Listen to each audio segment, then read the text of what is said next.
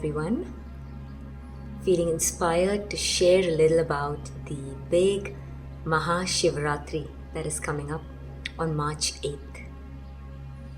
This, as we know, is like the year that we are in this new yuga, this new era, a completely different cycle and leap year, right, as well. So this Mahashivratri's energy on March 8th, that night, is truly already sensing the energies of that, right? Because as we know, as nature, there's no particular time, right? You sense into it as the day comes closer. It's a few days before and a few days later. It's just feeling called to kind of share what was really arising in the field, and if you're ever curious about this perspective, right, it's the same thing. Consciousness, the nature of pure consciousness coming into manifest as mind, Shiva-Shakti. So if this is something that you've been curious about, you might find this video interesting. So to begin with, of course, right, the theme, I just want to name that before we begin. The theme truly that has been coming up is victory, right? Like the Ujjayi pranayam, I shared a video about that. That came up, and the nuances of that, and also this deeper knowing, right? Have you ever had this where you know something at the level that you've really kind of imbibed it, and then you get into it at a deeper level. That's like a deeper aha at the cellular level, right? So it's kind of that, and the sense of this I am victorious is the living nature of that which we are, the I am. So it's a given celebration, this living of life that is. So it's such a joy for Shiva, that is pure consciousness, and in becoming, right, as the mind, or the appearance of the mind, and through the mind, that which we are, we get to play, right? So all of life, all of mind is pure playing, all of it. So that was really coming up. It's like victory, like the sense of jumping with joy, this living itself. So to begin with, before we jump in, let's kind of center ourselves a little bit. So if you're driving and doing any of that, of course, please don't. But if you're not, then take a few minutes to sit, create some space, and find ourselves a comfortable spot, and taking our attention to the breath that is already breathing the body.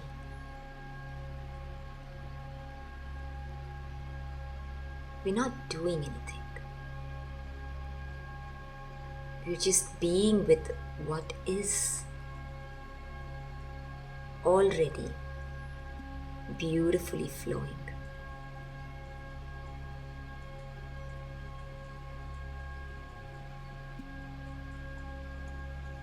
Just observing the breath as it breathes the body.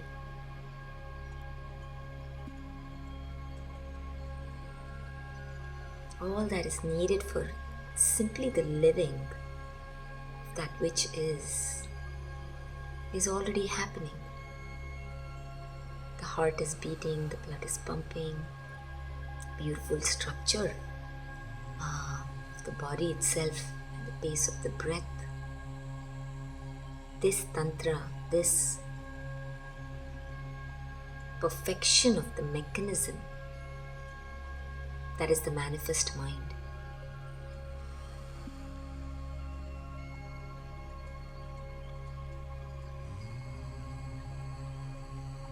So with the breath, taking gentle attention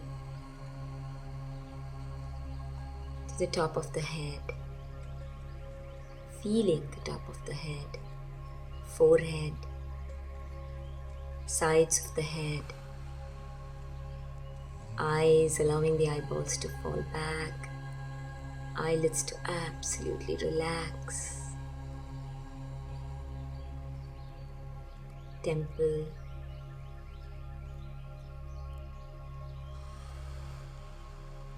cheeks, sides of the head, back of the head, behind the ears, relaxing the jaw, allowing the tongue to naturally fall where the tip of the tongue rests behind the front teeth, the upper palate. Jaw relaxed, feeling the neck, front of the neck, back of the neck, sides. Really feeling this alive presence of the head, radiating even beyond the edges, the boundary that we call as the head.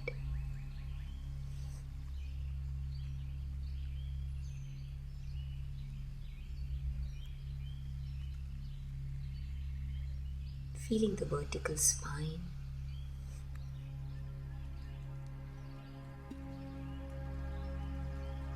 and how beautifully the body, the torso is resting on it, like a coat rests on a coat rack. The ergonomic perfection of that which appears as the body.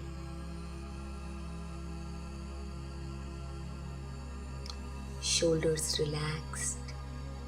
With every exhale, it's like coming into that nameless center.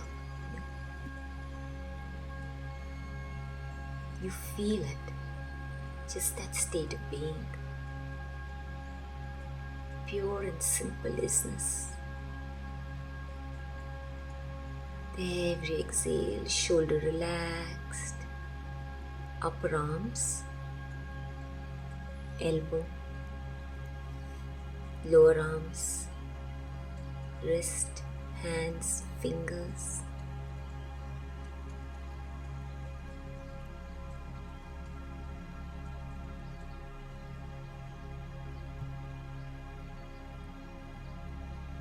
Feeling the chest,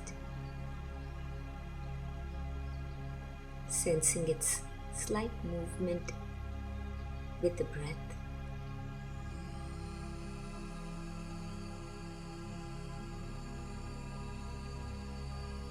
Heart beating, lungs, diaphragm, feeling the upper back, armpits, sides of the upper torso, sides of the lower torso, soft belly, free falling out. You may say against the steady, firm, naturally steady, stable lower back. Hips, genital area, thighs, front of the thighs, inner thighs, outer thighs, back of the thighs.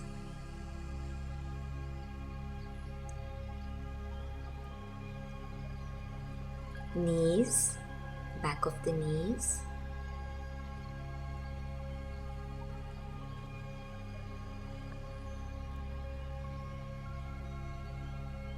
Calves, shin, ankle, feet, heel, soles of the feet, toes, top of the feet.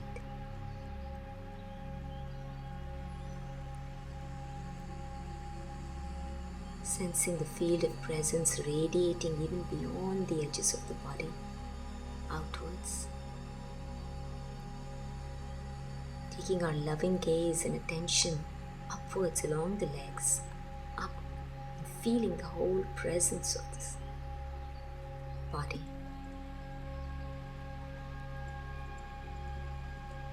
Is the I am presence here.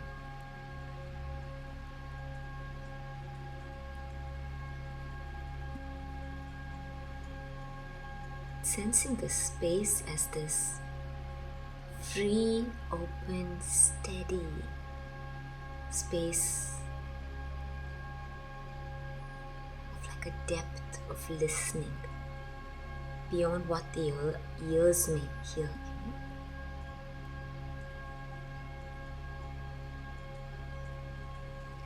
I would also like to bring in a little bit of a Shiva-Shakti practice here, especially activating Shiva, which we equate to the third eye.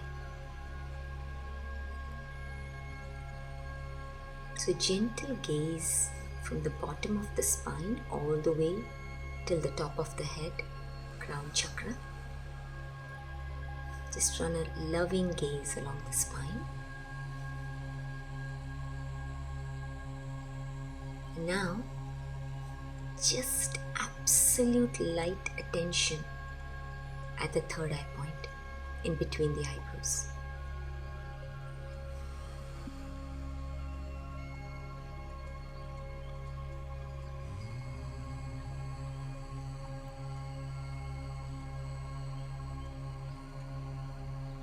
You may feel a tingling or an activation there.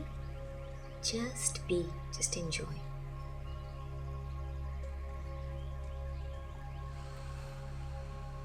And now,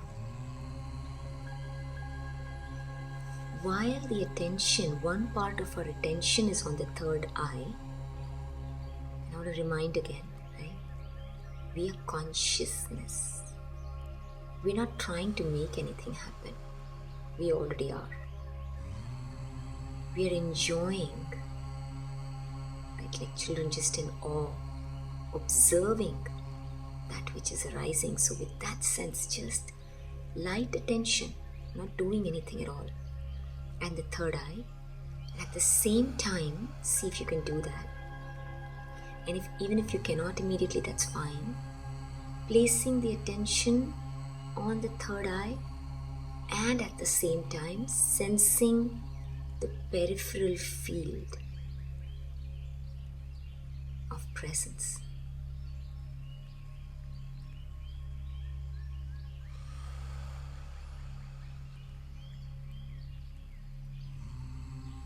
So it's almost like from the back or from the sides of the body, right? The whole body, the field expands out. And at the same time, there is the attention here.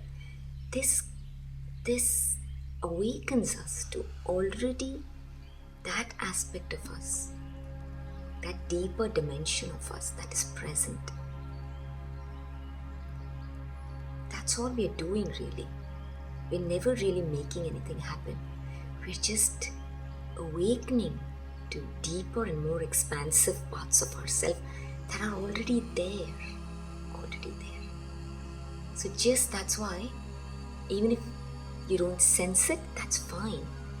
Just be there, open. Whatever is perfect. Light attention in the third eye point, at the same time the peripheral field. This is a different dynamic. You feel it energetically.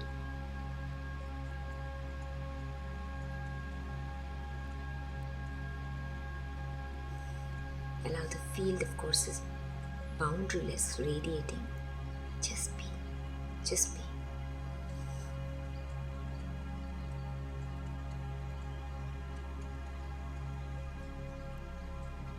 Heart open.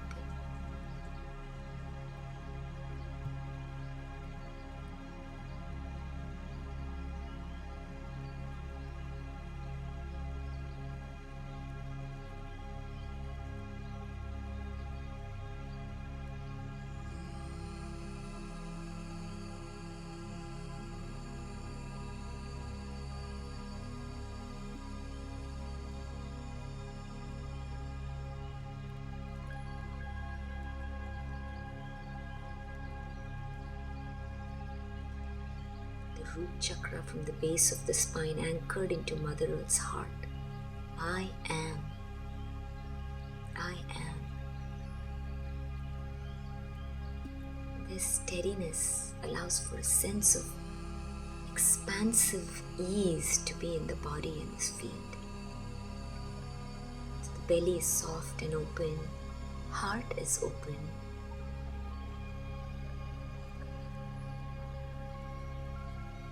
And from this space, when we meet life as and from this space, it's a deeper knowing, a deeper seeing, a deeper intimacy with the life that which we are. Simply a celebration. I am, I am, I am.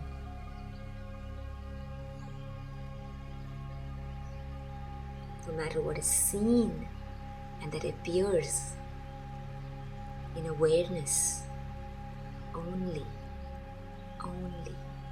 I am.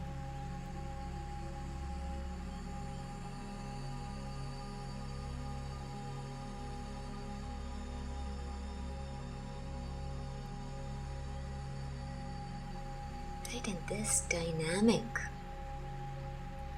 one of the key things about this kind of space, and we can just do this if you're called and you feel into it, right? Everything about what resonates.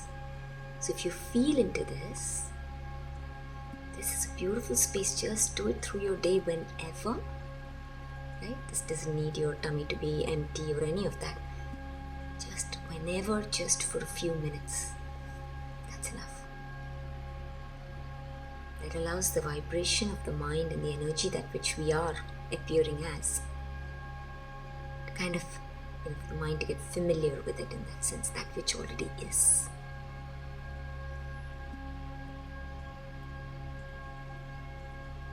And then whatever that then we hear, right, there's a sharpness of what resonates. So there's also, if you like, a inner prayer or an intention.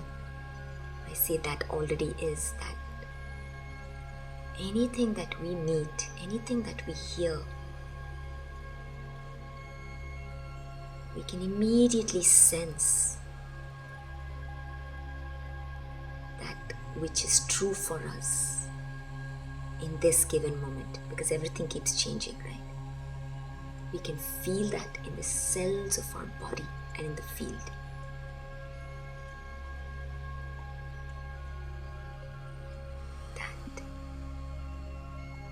That is what this allows for.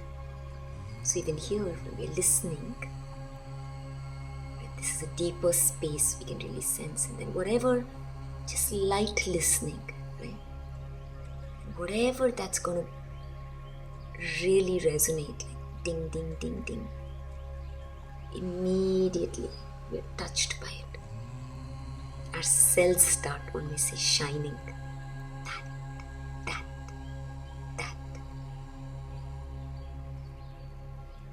because we are consciousness. There's nothing that is outside that we don't know, and more accurately, that we are not already.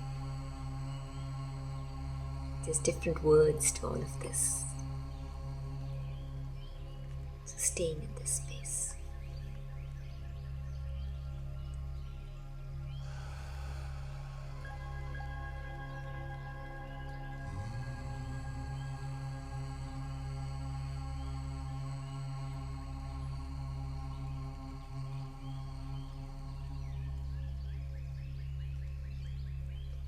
It's a delicious space to be in.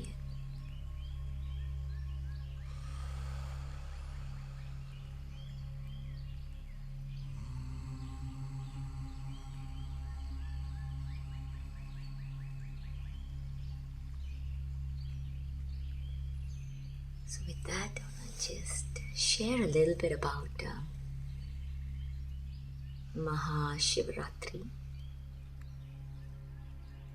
Now Shivratri, Shiva, right? That which we give a name to that aspect of us that we really cannot even say anything about, right? Pure consciousness has no attributes, does not have any gunas, as we say, right? Any traits or anything that can be described. So that which we are, pure consciousness, appears, and only as manifest mind, as Shakti,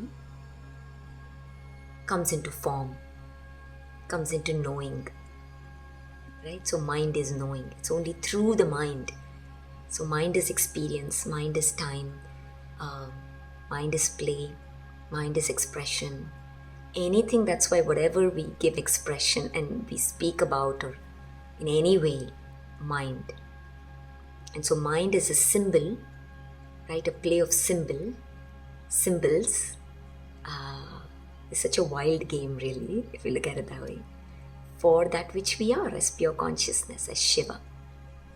So Shiva-Ratri, that's why we equate pure consciousness, because mind is that aspect that has to give, some kind, it is symbol, right? So it has to give it some form. It has isness to it. So we equate it at the level of mind when we are celebrating or appreciating something by giving it these kind of definitions. So Shiva is Ratri, equated to night, right? Because in the night, that's why, we can't see anything. It seems like the unknown. It's the unseen, right? So that's why Shivaratri. So every month, we have Shivaratri. It is the 14th night in a lunar month, or more accurately put, just the day and a half before the new moon. Right? So that's the Shivaratri. And that is the night that is really, really conducive for the body, mind, at the level of the body-mind world, right? I always want to set the context in case this is one of the first videos you're watching. Everything now is at the level of the linear, conceptual mind, right? Because we're speaking for the body that is living this experience, the thinking mind, right? That is the linear experience, and of course, the world from that. Because that which we are is timeless. It's here. So the level of our non-dual self, of course, that's why non-duality doesn't need any words or understanding, right? It's of a different dimension totally. It's the Shiva dimension, we say. We call it, that's why the Shiva Tattva, because there's still an isness to it. So it's still in Shakti's realm. As long as there's any kind of experience at any level, the subtlest, whatever, if we can speak about it, it still is in Shakti, but it's the higher, more expansive level of, as we call it, Shiva Tattva. So, at the level of Shiva Tattva. So, Shivaratri at the level of the linear play, right? Shivaratri arrives that 14th night. And that is the night just before the new moon. And that is when everything is manifest consciousness, right? Vibration. Or another perspective to take a look at it, which we will go into, if it's coming up, we'll go into that, is the play of elements. It's the elemental play. So everything is conducive, right? Because all is one, as within, so without, right? Self is reality. So everything at the level of play, at that time, the energies are so conducive that on Shivaratri night, when the body, like when we sit in that space and just be open, we are able to experience that awakened aspect of us easier. Because everything is life, it's conducive, the energies are moving, the portal, like one may say, is open, so we can slip in. Right? The body suddenly goes easily, if you really sense, you'll start seeing, easily goes into rest mode, sense, at that time. Right? Because there's no separation. As we know, at the level of Shakti, everything is nature, right? Manifest mind is nature. So life is supporting itself all the time. So this Shivaratri, so this comes about every month, the day before the new moon. But Mahashivratri every year comes at this time. As I've shared before, at the level of the cycle of the annual year, if we know, we look at the lunar solar calendar and all of that, that this is the time we have been steeping in that feminine phase, resting the winter, and now the new cycle is arising, right? And the new cycle is the new phase, right? A new celebration. And that's why at this time is harvest time. Right? We celebrate that which we have sown is reaping itself. And when I say we, it's not personal in that sense, because everything is simply a phenomena, but we experience it as it's the personal also, is this whatever has been, we move through our winter time, right? That Navratri time through August and all of that, steeping into it, contemplating, we were inwards, that was the Dakshinayana phase. And then from January on, the Uttarayana, right? The rise of the new. So this is the cycle of life. So we are now rising in that. And this time, this month, in our Vedic culture, we call it as the Falguna or the Falguni month. So when this comes about, Falguni, and the word itself, right, is two words, Fal and Guni. Fal is fruits. So we are now, as the known mind, as this conscious mind at the level of the senses, tasting the fruits of that which has been sown, right? We're reaping that. That's the harvest. And then Guni is basically all of life manifest mind are gunas, right? A dance of elements like sattva, rajas, tamas, right? Everything at the energetic level. So those gunas, so we're tasting the fruits of the gunas that everything is dancing as.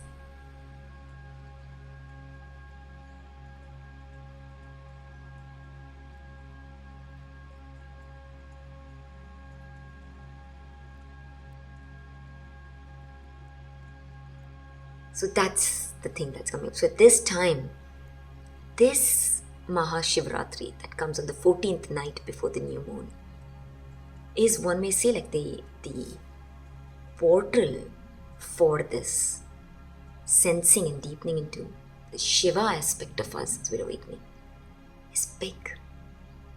Because I've shared a lot, right? Like we're going through this transformation and this awakening phase.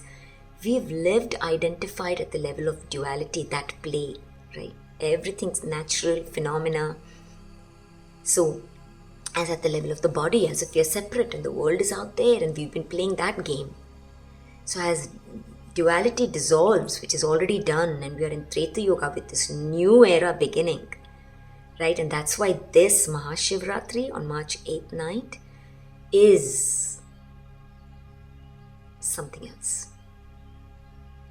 Right? If you want to play at this level, again I want to name that every moment, because at the level of Shiva already is timeless here. But at the level of the body, if we have spaces where we are going through this and we get caught with the thought, the personal thought, and we are pulled in that, then especially Mahashivratri, the energies are moving in such a way, the elemental play is set up that way that really kind of the body and the thought, we can say, can dissolve and get anchored into this larger identity. So one may almost say, like, instead of moving with the thought and the intellectual mind that tends to pull us, we know that is for the world, right? For that aspect of us. When that gets anchored, Chronos gets anchored in and as Kairos, then everything shifts. Everything shifts. Right? See, we are not the servants to our mind. I am that. And within me, I play this play of linear time. Right? That aspect really comes into place. So that dissolving the Kairos, the timeless aspect, that deepening and anchoring and stabilizing happens on Mahashivratri. So that's why it's the exciting time that's coming forth. And again, I just want to remind what was really coming up, because you're already sensing the energies of it. It's that nothing is like a day, right? Like at the masculine thought level, we have days, right? So we follow that kind of calendar. But as we know, for the feminine, it's like that wave, right? So it's a time frame. So the few days before Mahashivratri and then few days after, we sense that. So we begin now itself. We don't even have to use these names. So if you're not, every mind is simply translating the same consciousness that which we are in the language that naturally flows forth from the culture that you've grown up in and as. So it's just this, however you may be feeling it. And something that's coming up, which is, one may wonder, right? Mahashivaratri, the great dark night of Shiva. But it's not on the new moon. It's the day before. And that is because, as I shared in my last video, it's just been amazing, to deepen into something that you kind of really know you're experiencing, but it's like just this landing space in that, and that's been coming forth, is because that which we are precedes that which appears. That's something to really, really keep in mind, right? So that which the known mind, conscious mind through the senses is experiencing is all the past of the very self. And that's why we say it's the vibration. What you've been vibrating as is reflected, right? That's why we say the world is a reflection. It's a mirror.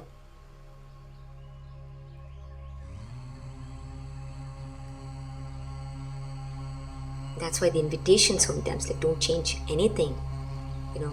You won't even know, the known mind doesn't even know, cannot even understand what is happening at the level, because it's only dancing at the surface. It does not know enough to really know what is happening at the level of life, at the level of consciousness, at the deeper levels. Right? So everything that is seen and sensed by and experienced by the known conscious mind is the past that is appearing. So it's similarly here with the new moon. That which naturally we think is the new moon is the darkest night, should be, right? Because that is when it's the new moon. But it's actually energetically the previous day, the previous day and a half almost. And it keeps changing. That is when, at the level of energy, that portal, the elements are moving in such a way, right, that opening is there for Shivaratri. And that's when we celebrate Mahashivratri.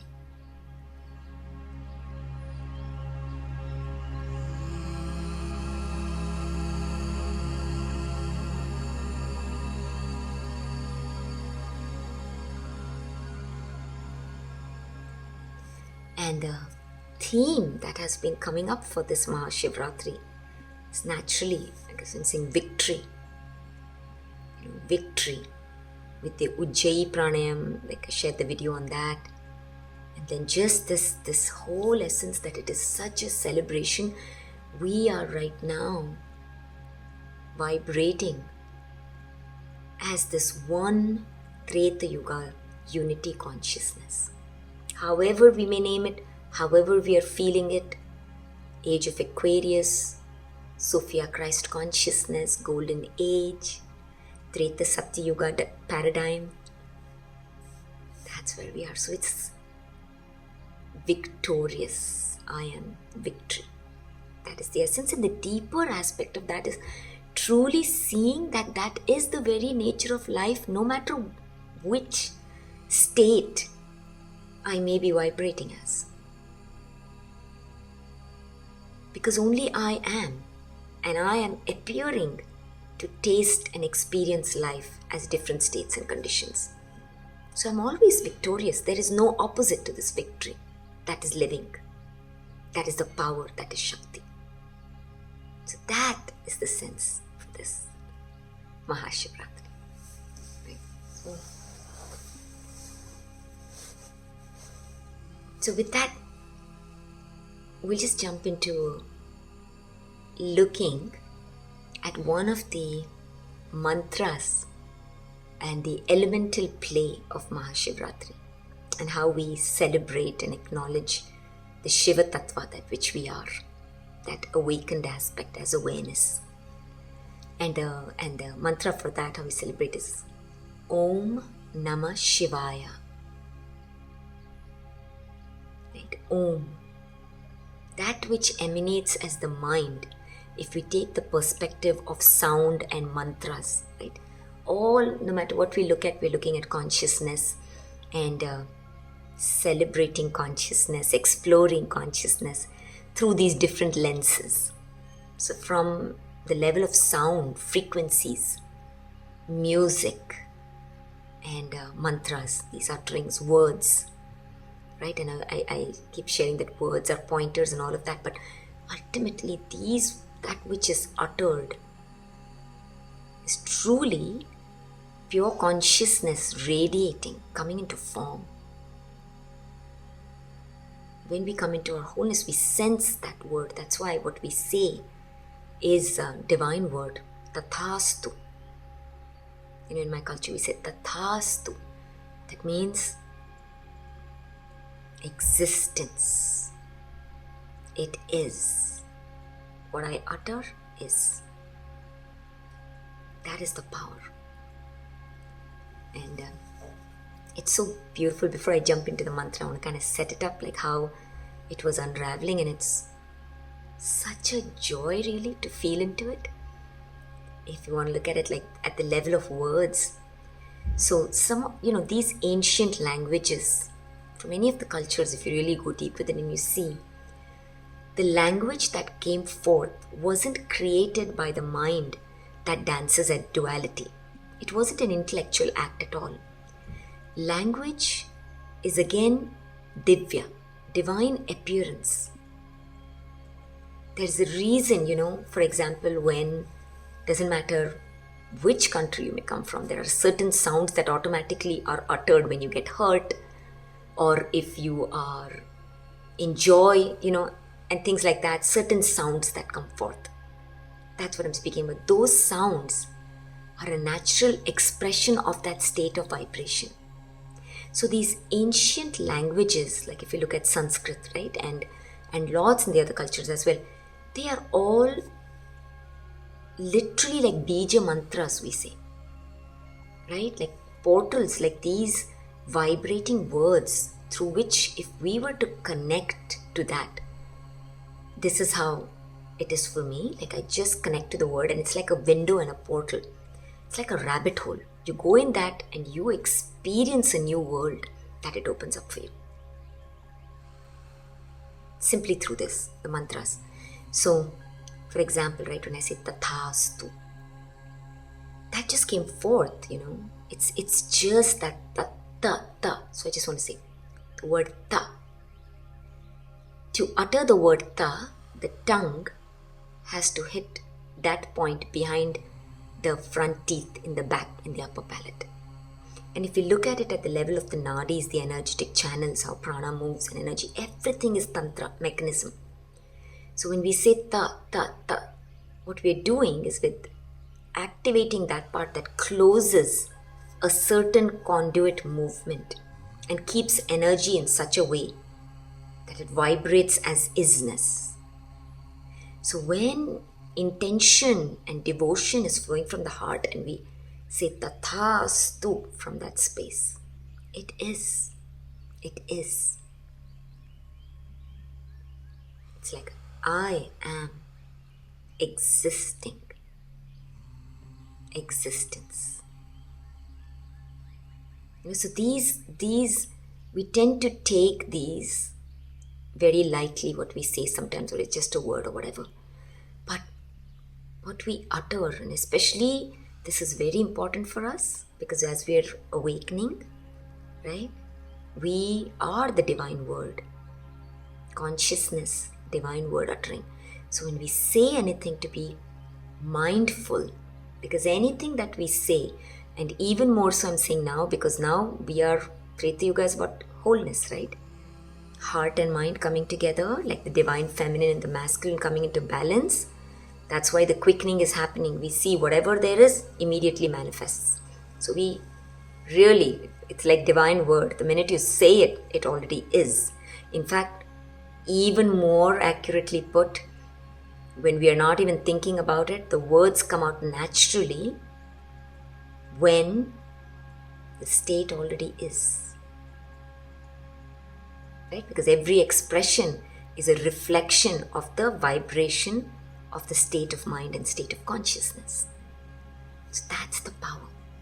And if you see really, that's why there's a language called as Prakrit, which is even predates Sanskrit, right? And they say it's the rudimentary root of Sanskrit, some of them say, which is Prakrit literally means appearing. Prakrit, coming into light.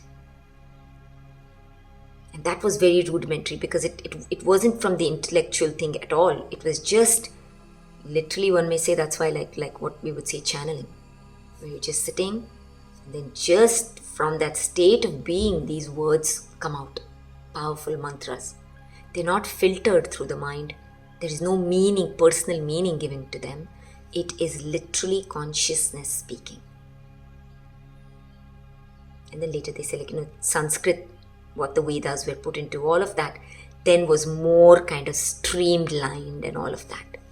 That is the power.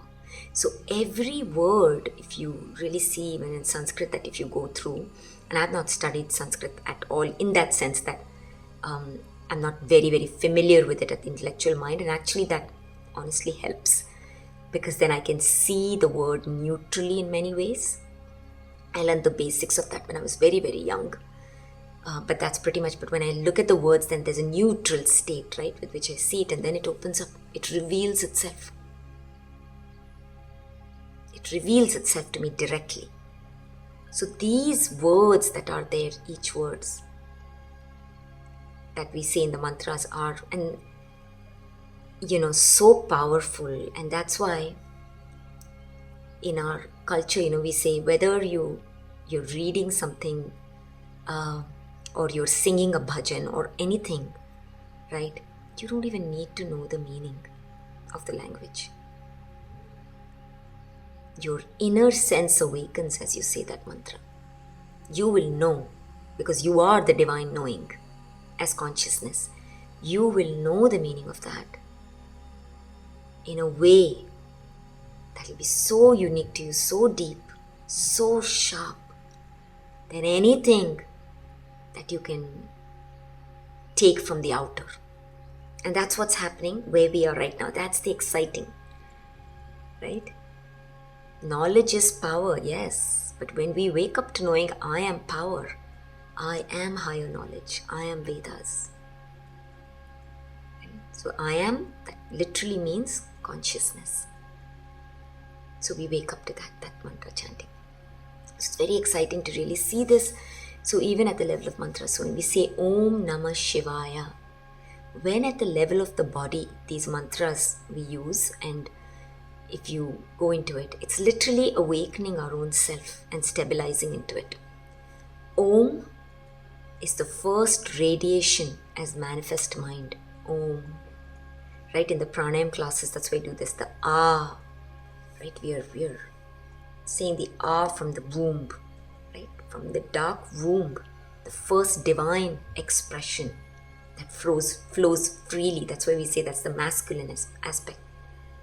Like we would say the father, right, aspect. In that sense, that's like the expression, projection of life as mind. Is in the heart. Innately, I am neutral. Life is innately neutral. Right? And then whenever we say and this is it, right? All these pieces coming together that I'm sharing. When we say you see what words we say. If you're very, very present in the body, with the body, we'll see where it's echoing. Those are the parts. Say ah in the belly, in the heart, and then here. This is the expression coming into form. That's why in Hindi we say ma, nav, ma, manu. That is giving shape to consciousness. I'm appearing in and as this shape. That's the celebration. Mind, man, right? Human. Ma has that shape. So look at the mother, mama, right? It's like the form. She's in the form, that who births me in form. Right? Things like that. So that Om is the expression, right, of Om. And Nama Shivaya. So these are elements, the 5 elements that manifest consciousness as mind dances at the level of energy. So Na is earth, Ma is water, and Shi is fire, Va is air, and Ya is space.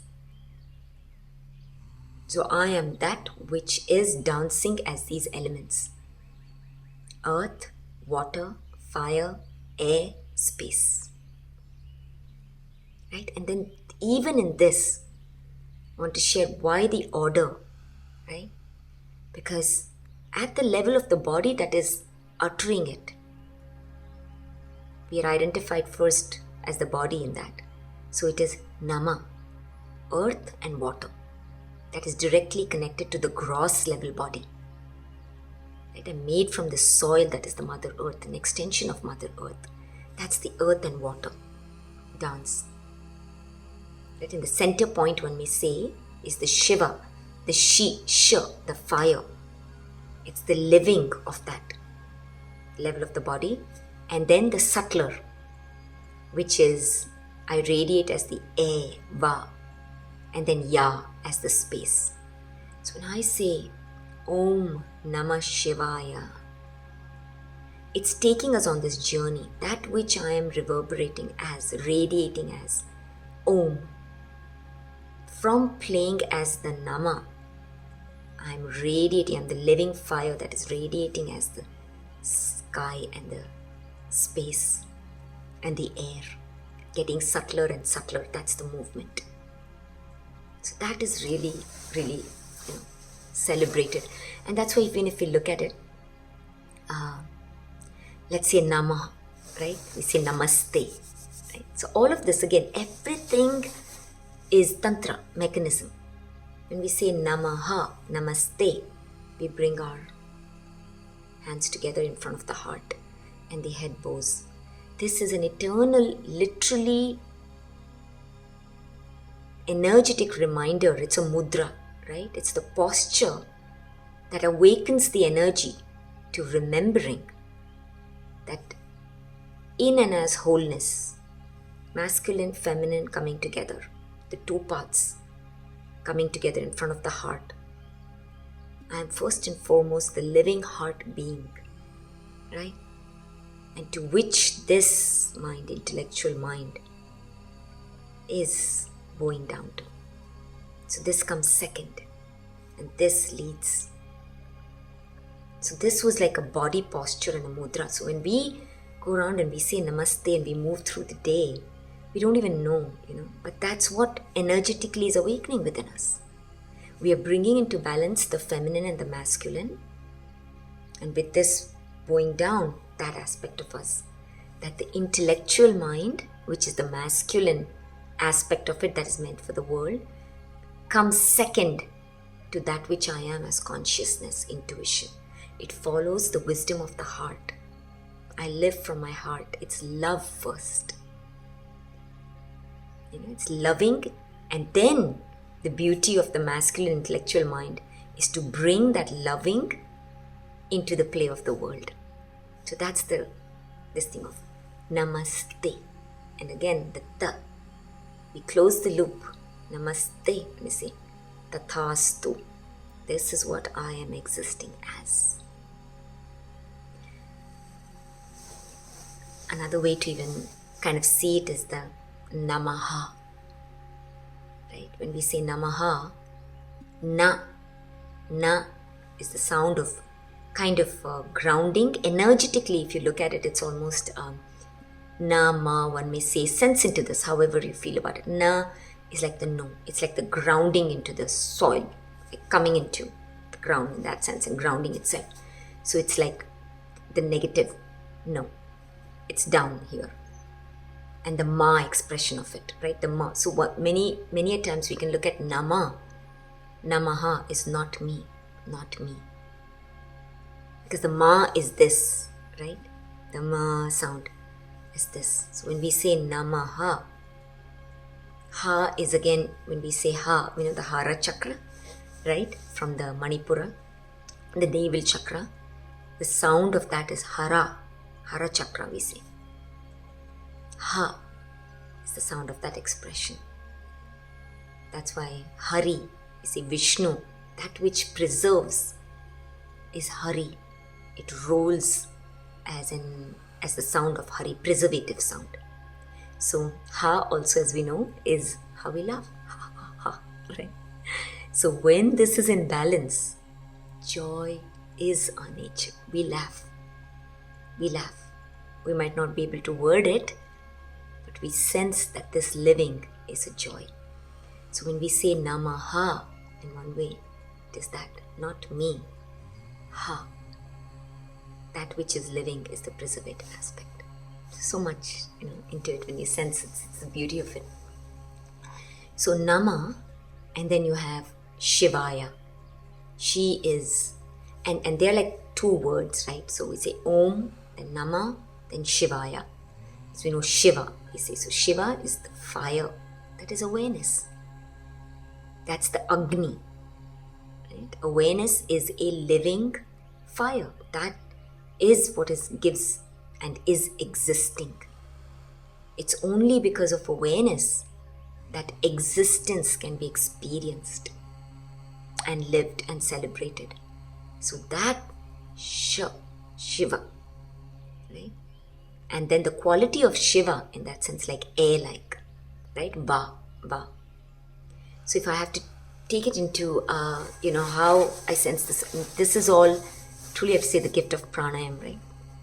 Because when you do pranayam, you really don't need to know any of this from any of the books. It just arises as the inner knowing, because we are working at the level of unifying that naturally happens at the level of the gross body, the subtle body, and the causal body. So what we think is the conscious mind, which is the known mind, which actually just is the top thin level, and then the subconscious mind, and then the unconscious mind. Right? So this gets unified. And so this is coming into integration. Right? So awareness, Shiva, is that. So from the pranayam, when we get integrated, that's why Om is given the name of Pranava. Prana, that's the aspect. That is the mind aspect, the energetic aspect that flows as Va, as air. That is the breath. Yeah, through the breath. So that's why the breath is the bridge, unifying bridge. We don't need to know any information at all. The minute we are connected to that, it's truly mechanism, right? Just everything just happens, and is happening already. Right? While the personal mind thinks we are doing it, valid play for the Dwapara Yuga mind, but it's all already happening. It's only later that the known mind comes and thinks that it's doing. So, Pranava, right, as Shivaya, we look at it as that air quality, as the breath. And that's why prana in the body moves as Vayu. Look at it. Right? The Va is the air element. And this word, the Ya, is what is the portal to the next dimension. the element of Ya, which we know as space, which at a deeper aspect one will even say as ether, and as AKASHA. So when the mind is vibrating at the level of the gross body, we are deeply identified and still playing as the physical body, then we experience the space, right? We can look around at the space and we don't even notice the space, right? Perceiver, perceived, one and the same. When we are identified at the level of matter, that's what energies are dancing as. Then identified as objects, what is most in awareness, because that's the level of awareness, is a world that is objectified. So that's why we think we live in a world where there is separation, things as if they exist independent of awareness, right? So even the level of awareness is low, where it's like the static concept, all of that. We don't even notice, or we are not aware, the sensing capability to sense what is alive in the field is not there. We don't even see that it's the space, right, that is holding all the content that seems to come in and go. Because we are not vibrating at the level of that space. So awakening is that when we awaken to awareness, I am that still, unchanging, ever-present, awareing, spaceless space within which everything appears. As we anchor into that and deepen, that is what this yoga is about. Now our perspective is the paradigm shift larger. Now we are not dancing at the level of the moving things and the moving mind, right? It's the moving of this psychological mind that creates the movement of the world. Our experience of the world is determined by this. But we are not playing at the level of this moving body and everything. Now we are that still space within which we can clearly see movement is happening. It's a complete different state. So that's why at the level of Dwapar Yuga, Kali Yuga and all, we can really sense, right, when we are playing there. That's why the identity and our experience in many ways, especially when we sense in situations where the play is kind of over and we are moving into the next, it's like there's that unstable, right? There's no stability in that sense, because we are identified primarily at the level of that which is unstable, ever changing. As long as we are identified as the relative experience and that which is moving and coming and going, then we're going to experience the whole. Everything is that. The state of mind is and lives its own identity. And that's why the eternal invitation for the personal mind is to go within. What am I? What am I?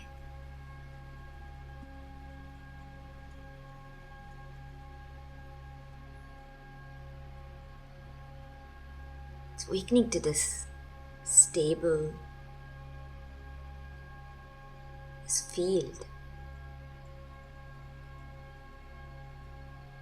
It's a larger perspective. We see more, we know more, because we are that. And it's timeless. It's so clear that all past arises in and as me. Right? This play. All future arises within me as me. Right? Past has never happened anywhere else. Future has never happened anywhere else. It's always in the now. And this, as you can sense, is really coming into our own center. Right? Because we are not moving as thought, as past, future, dancing in that game. There's a lot of energy that is used when we are primarily identified at the level of the body.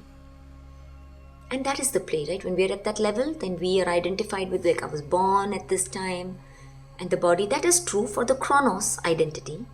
And I'm going to die, and that's the time. And that's why I keep reminding, because I get so many questions, right? It's like, how do we sense into this as we live into this? That's why I already am.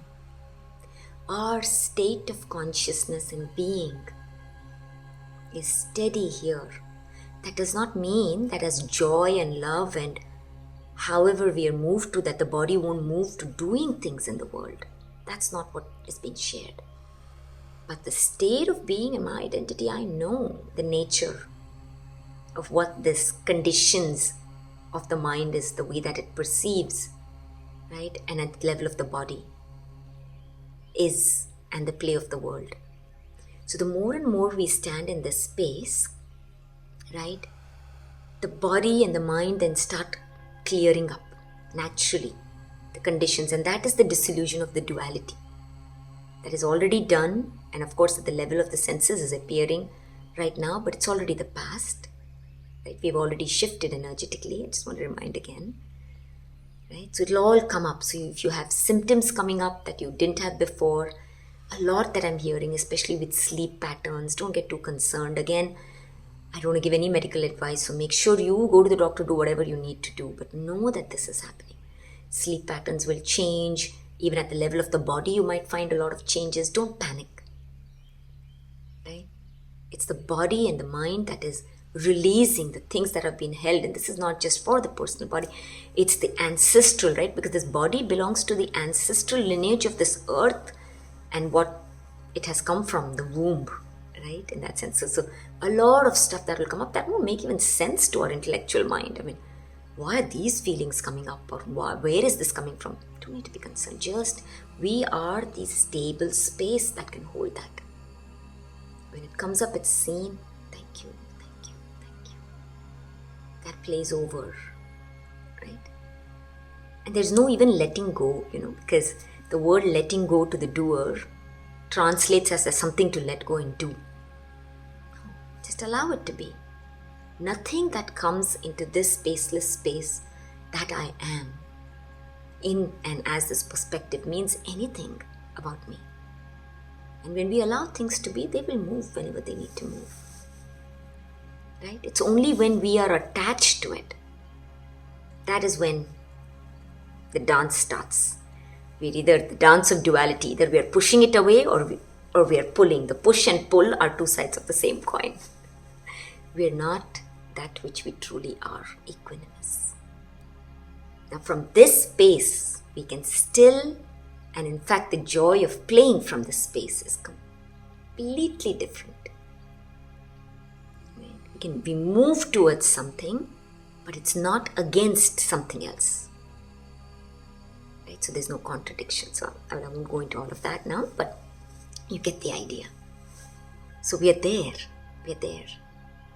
So this is the Shiva aspect. So when we are vibrating at the level of the body, it really, if it resonates, and just sensing into this mantra, we say Aum Nama Shivaya.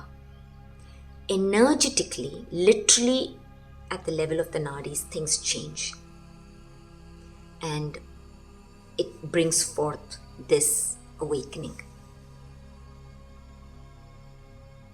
And that's why when we say Shiva, we're speaking of Shiva as fire and as air, because the Ya element is the bridge actually. Ya is that space, ether. So when we are identified at the level of the body, we are not very aware of the space or what is alive in the field. We can't sense that.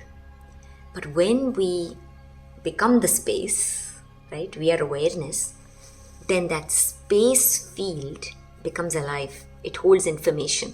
And that is actually the secret to intuition. That is the secret to psychic information. When that aspect of us becomes alive, then you sense what is in the field even before the words arise. You know what is alive, right? And then as Shiva, your response is natural to the field. Even if the words have not been uttered, you can sense the subtitles, the undercurrent movement that is happening. And so it's pure response to that comes forth. And of course, ultimately, that's why we had satsangs, when you realize this, that this is the cause, that one cause is the silent, still space, then even words are not really needed. Words are then only for the mind that needs the pointers, the directions, do this, do that, right? All at the level of the body, psychological eye, and the world. When you're living at the level of the subtle and then the causal, that's why the process of pranayama, if you really look at it from the gross body, the bridge to the subtle body, drops you directly into the causal body. That is what we are as meditation. So it's immediately, the more pranayama do, immediately slip into meditation after that. And you really do that. Because we've awakened. Everything is tantra. It's mechanism. So the space element then starts becoming alive. It starts sensing. And that's the intuition. Everything is potentiality, like just this alive. It's vibrating. You sense the potentiality that is alive for you, that is alive for another, for any kind of spaces. And then there is completely the psychic mind field at a different level. Like we say, Akashic records open up. You're able to sense the future, but it's not a future of linear time that's going to come later. It's already alive. You see it like birthing, like literally in the field. It's there. It's there. And when we hold that, that's why in the field of now, as already existing, tathastu, it already is. It already is. It shows its face. That's the play.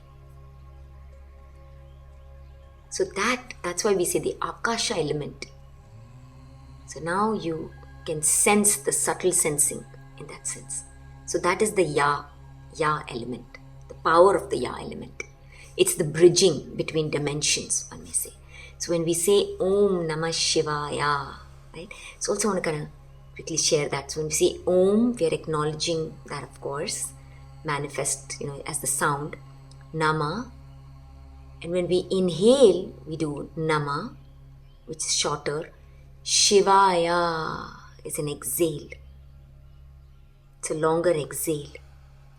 It's the giving back.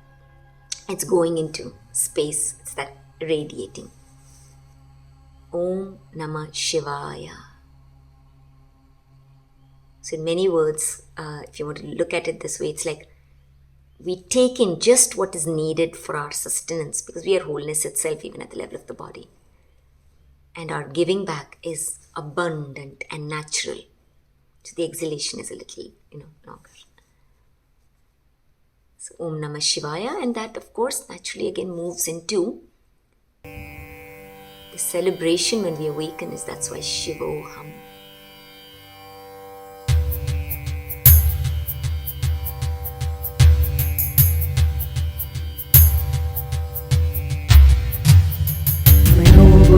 अहंकार चित्तानि नाहं न च श्रोत्रजिह्वे न च घ्राणनेत्रे न च व्योमभूमेन तेजो न वायु चिदानन्दरूप शिवोऽहं शिवोऽहं चिदानन्दरूप शिवोऽहं शिवोऽहम्. I am Shiva. Om Namah Shivaya, and that aha is like Shivoham, hum, right? Coming into. I am this new space, that is Shiva. That is even in this body, I am this aware light, and its quality is like the va, like the air, right? Because you really can't see. So Shivoham, to stand in that is the power. If you also look at the way that we utter these mantras, you'll really see. We use the tongue, right, for the elements. Na, you need to use the tongue. Ma, you need to use the lips coming together, right? Va, you still need to use. Shi, right, we're still using the tongue. But when we use the word Ya, no tongue. Everything is mechanism at the level of duality. That is why we say the tongue that we use to use the words, everything. That tongue is the identity of the personal mind. That's why in English we say like mind the tongue. Right? That's why in ours we say the tongue is powerful because you are the divine in embodiment. So be very aware of what you speak and share about. And the intention, that which is flowing from that tongue. But when we say ya, ya, there is no personal in that space. Because the personal has the gross aspect, right? It is simply directly from the womb, the sound. Ya.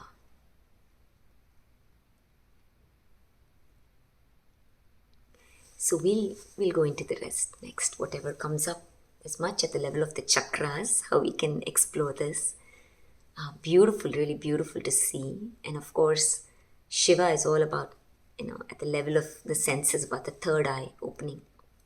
It's about that, the living fire, insight, and even astrologically, how we can experience this. So more on that later.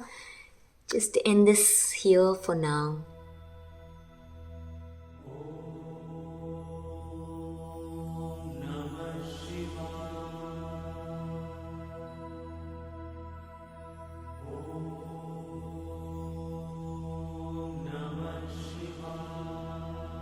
To living and celebrating an awakened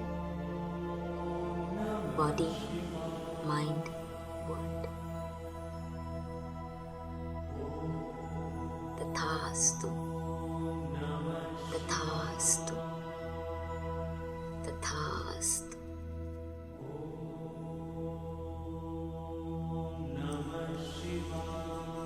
Much love. See you next time.